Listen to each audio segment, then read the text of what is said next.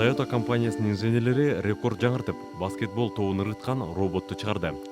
Күйүүч аткан робот 2020 жолу топту туура ырыткан. Бул роботту чыгарып, Toyota дүйнөлүк Гиннес рекордун жаңылады.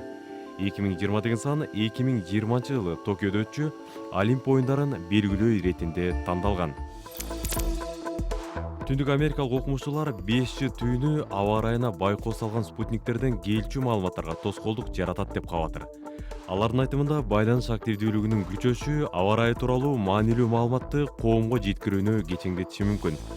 Мисалы, катуу шамал болот деп убагында эскертүү берилбей калат. Окумуштуулар аталган маселе боюнча АКШнын Федералдык байланыш комитетине баяндама жолдошкон.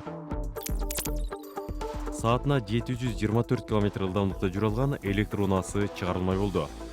Бул жаңы электр унаалары чатырына, капотуна жана багажына орнотулган күн панелдери чогулткан кубат менен жүрөт. Lightyear One аттуу унаа жаратуучулар күндүн кубатын топтоо боюнча мелдештерде 3 жолу байге алган. Унаанын баасы $172 000 түзүшү мүмкүн.